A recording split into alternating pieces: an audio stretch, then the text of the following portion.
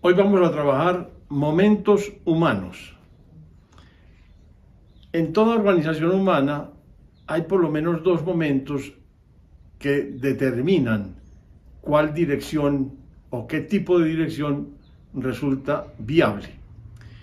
Hagamos la ilustración con un barco. Digamos que hay un barco que va navegando en alta mar y en un momento dado hay una calma absoluta, el viento lleva las velas, es un barco de vela antiguo, infla las velas, va a una velocidad bastante estable, está organizada bien la navegación, está llegando la hora del almuerzo, es el momento para que el capitán de toda la participación que pueda existir, es el momento para que pueda decirle a la gente qué quieren en el almuerzo, qué menú prefieren, qué espectáculos o entretenimientos prefieren, cuándo, antes y después, qué tipo de acompañamiento y de postre quieren cada uno, y dar todas las opciones posibles y permitir la participación y las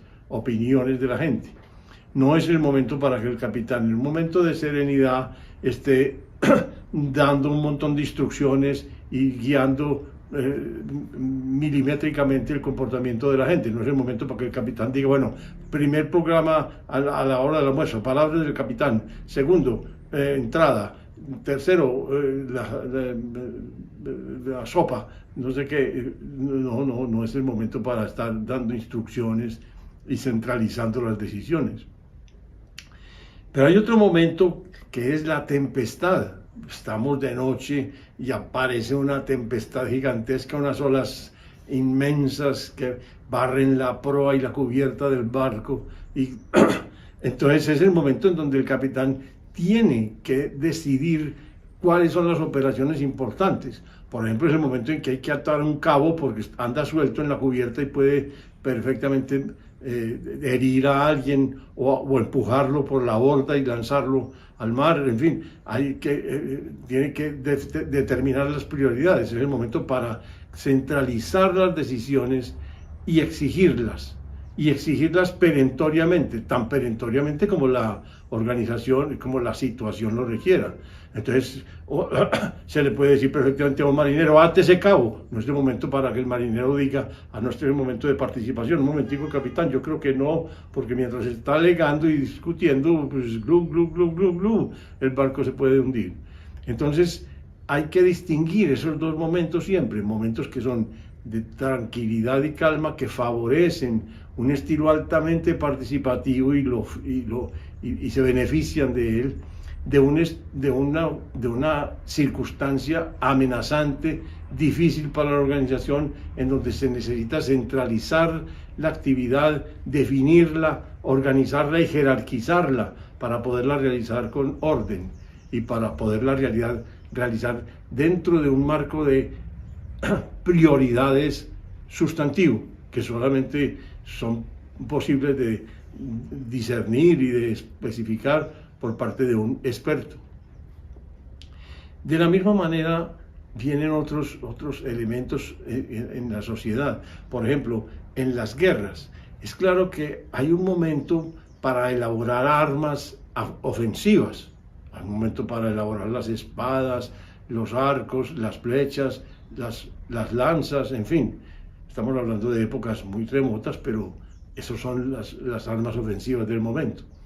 Pero hay otros momentos en donde se exige pensar con cuidado cuáles son las armas defensivas, por ejemplo, cómo es un escudo, cómo es un peto que permita tanto moverse como repeler y defenderse de golpes y de estocadas, cómo es un zapato resistente que permita avanzar con seguridad y con digámoslo, protección suficiente para los pies, porque tiene un material resistente y al mismo tiempo flexible y no sé qué. Todo este tipo de materiales defensivos exigen un tiempo distinto y son un objetivo diferente. Y por supuesto que dependiendo de qué tiempo se le conceda a cada una de las prioridades, o de las metas, depende cómo sea la preparación real del ejército. ¿Cuánto se demoró, por ejemplo, la humanidad para llegar a la Edad Media, en donde ya la importancia no era una lanza mucho más grande, mucho más potente y resistente para el asalto, sino que además era importantísimo la armadura, que ya no solamente cubría una parte del cuerpo y defendía, por ejemplo, con un escudo la parte superior del cuerpo, sino que era toda la armadura que importaba para todo el conjunto. ¿Y cuánto se demoraron para hacer que los caballos y los, digámoslo, animales de ataque se revistieran también de armaduras para que se protegieran de la agresión enemiga? ¿Y cuánto se demoran hoy? Porque es que hoy avanza, en la medida en que avanza más digamos, la ingeniería militar, más distancia se pone ante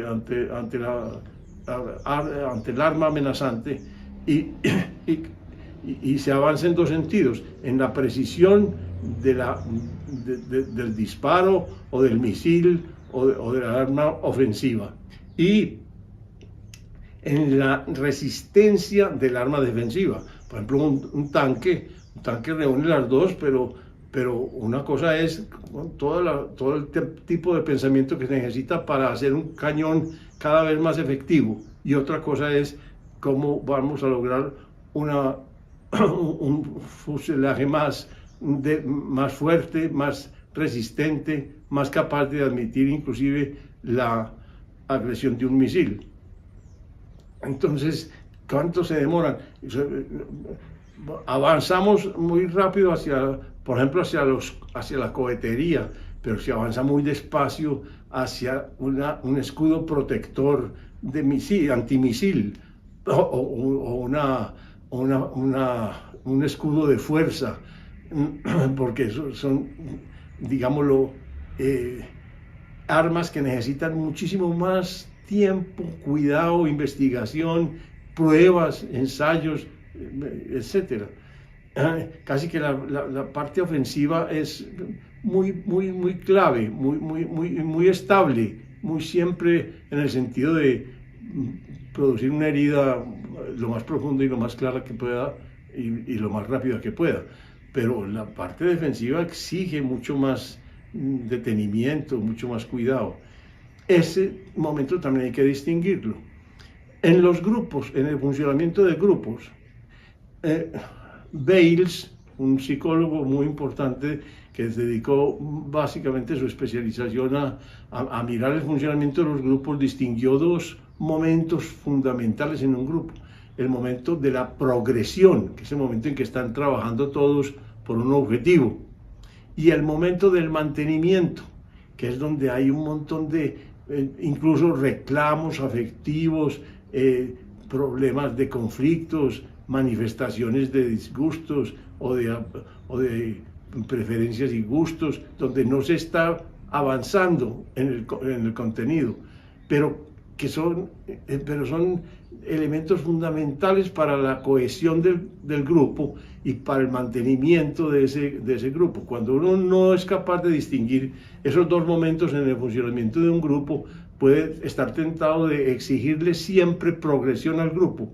que siempre esté centrado en la tarea, y eso no es viable, porque hay un montón de conflictos que se suscitan en la interacción y que hay que resolver y que hay que dejar aflorar para poderlos resolver, porque si no se dejan aflorar, terminan por producir comportamientos inesperados y adversos, y que lesionan directamente la capacidad de realización del grupo. Entonces hay que darle el espacio suficiente a eso. A nivel personal, hay dos elementos que yo quisiera mencionar. Uno muy típico, que es el predominio o simpático o parasimpático de nuestra actividad vegetativa. ¿Por qué? Porque, hombre, cuando está activo y predominando la actividad simpática, ¿qué pasa? Toda la sangre sale de los órganos internos y se va hacia las extremidades superiores e inferiores. ¿Por qué? Porque ese es el mecanismo de defensa inmediato ante un estrés o una amenaza externa. Cuando el organismo se siente amenazado, inmediatamente la sangre migra hacia los órganos que le permiten o huir o agredir. Son las dos, digamos, las dos actividades para las cuales se ha de preparar el organismo. Pero muy distinto es cuando vamos, por ejemplo, a alimentarnos. No es el momento. El momento de alimentarnos no es el momento para que la sangre esté en las extremidades superiores e inferiores. Por eso hay cierto rechazo, cierta cosa que molesta cuando uno ve a una persona caminando rápido y al mismo tiempo comiendo, porque uno ve que eso es un acto que no tiene coherencia, que tiene complicaciones, que una cosa así no puede, digámoslo, nutrir lo mismo que si está el organismo sereno, sentado, asimilando, masticando bien, disfrutando su comida y asimilándola. Entonces nosotros siempre tenemos la posibilidad de mirar cuál es el momento en que estamos viviendo en cada situación. Y el que más me importa de todos, el que origina básicamente este video, es el momento de la conciencia. Es que miren, en la vida ordinaria, en la vida normal, la gente actúa y actúa y actúa y no se da cuenta que está actuando mecánicamente. Por ejemplo, cerrando la puerta de su casa, cerrando el carro, abriendo ventanas, cerrando ventanas, cosas de esas. Y cuando uno les pregunta, por ejemplo, ¿usted sí cerró la puerta? Ahí está el problema, porque no hay conciencia. ¿Qué es lo que ha ocurrido? Que la gente actúa sin observar bien. Y si no observa bien, no se forma la percepción diferenciada del momento.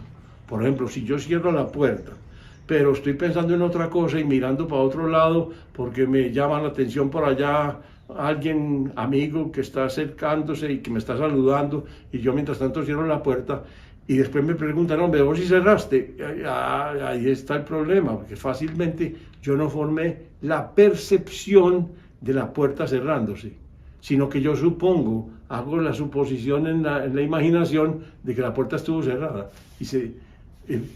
pero no tengo la certeza, y de ahí proviene toda la inseguridad y toda la repetición de procesos, porque si tengo que admitir que de pronto dejé la puerta abierta, tengo que devolverme y mirar y cerciorarme. ¿Por qué? Porque no paramos, y si no paramos durante la actividad que estamos haciendo, y óiganme bien, y formamos una percepción de lo que estamos logrando, no aparece ese dato en la conciencia, o sea, no lo recordamos.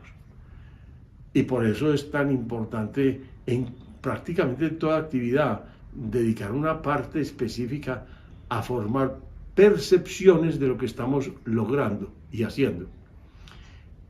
De hecho, hay una cosa que quiero subrayar. Hablamos del yo verdadero. El yo verdadero está muy cercano al yo observante y está muy lejano del yo actuante. Óiganme bien. O sea, que una persona puede estar actuando y no estamos seguros de que esté guiándose por el yo verdadero. Puede estar guiándose por unas conveniencias inmediatas que son típicas del funcionamiento del ego, no del yo.